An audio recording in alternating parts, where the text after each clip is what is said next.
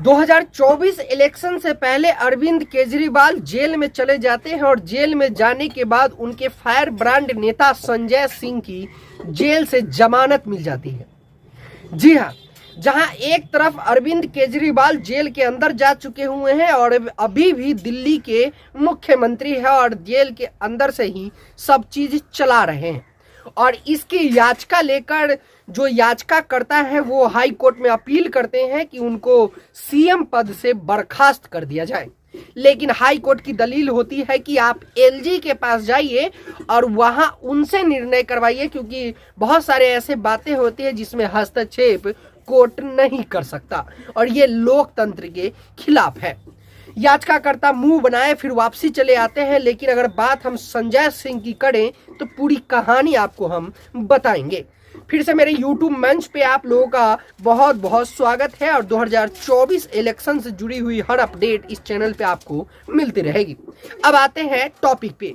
Topic की अगर बात करें तो 2024 इलेक्शन की जहां पूरे देश में तैयारी हो रही है, तो बात अगर हम दिल्ली के 7 लोकसभा सीट की करें तो इस बार जितनी तैयारी बीजेपी की है उससे कई ज्यादा तैयारी अरविंद केजरीवाल के जेल में जाने के बाद भी देखने को मिल रहा है। कहा जा रहा था कि आम आदमी पार्टी के फायर ब्रांड नेता अरविंद केजरीवाल ही हैं और वो जब तक हैं तो दिल्ली में बीजेपी को कड़ा मुकाबला दे सकती है। लेकिन आपको एक बात और बता दें कि जब से अरविंद केजरीवाल जेल में गए हैं उससे बाद कहा जा रहा था कि ये कहीं ना कहीं नाइंसाफी है। लेकिन उसके जस्ट बाद कुछ ही दिनों के बाद संजय सिंह की वापसी होती है और वो घर वापसी करते हैं। संजय सिंह जो आम आदमी पार्टी के फायर ब्रांड नेता वो भी हैं और खास करके उत्तर प्रदेश की मोर्चा संभाले हुए कई बार उन्होंने किया है। अगर बात करें संजय सिंह की तो संजय सिंह अब जैसे ही जेल से बाहर आए और पार्टी कार्यालयों में उन्होंने जोरदार हमला बोला और कहा कि तानाशाह की सरकार अब नहीं चलेगी। और वहीं संजय सिंह जो कुछ दिन पहले जेल में गए थे और उन्होंने कहा था कि मेरे ऊपर गलत आरोप लगे हैं, तो क्या ये कहीं ना कहीं मोदी की हार तो साबित नहीं कर रही है। दरअसल मैं ये बात इसलिए भी कह रहा हूं कि 7 लोकसभा सीट भले ही दिल्ली में बीजेपी के कब्जे में थे, लेकिन अब ऐसा लग रहा है कि अरविंद केजरीवाल के जेल जाने के बाद और संजय सिंह के जेल वापसी के बाद और उस बीच में जो महागठबंधन के इंडिया अलायंस के जो भी घटक दल हैं वो साथ में एक मंच पे दिल्ली में जब खड़े हुए तो लगा कि इस बार महागठबंधन में भी पूरी जोर शोर से तैयारी चल रही थी। लेकिन बात अगर हम एनडीए की करें और खास करके बीजेपी की, तो बीजेपी ने दिल्ली में कई सारे उम्मीदवार इस बार बदले और कई सारे चौंकाने वाले निर्णय उन्होंने लिए। हालांकि अन्य स्टेट की में अगर बिहार की बात करें तो बिहार में काफी कुछ उथल पुथल देखने को नहीं मिला।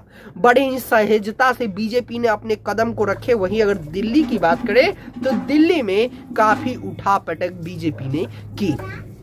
अरविंद केजरीवाल के जेल जाने के बाद अब ये तो संभव है कि अब कुछ ही दिनों के बाद ऐसा लग रहा है कि अरविंद केजरीवाल अपनी बागडोर किसी अन्य नेता के हाथ में सौंपेंगे। तो ऐसा देखने को मिल रहा है कि क्या उसमें संजय सिंह सबसे अव्वल हैं।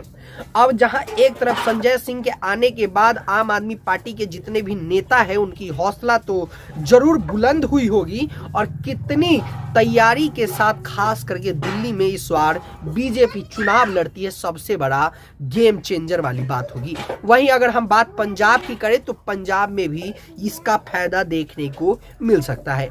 अब ये भी देखने वाली बात होगी कि क्या बीजेपी को इससे नुकसान होगा या फिर आम आदमी पार्टी को फायदा होगा कि एक कह सकते हैं कि सहानुभूति की वोट उनको मिलेगी। क्या संजय सिंह के आने से वोट बैंक बढ़ेगा? सब पे निगाह हमारी बनी हुई है।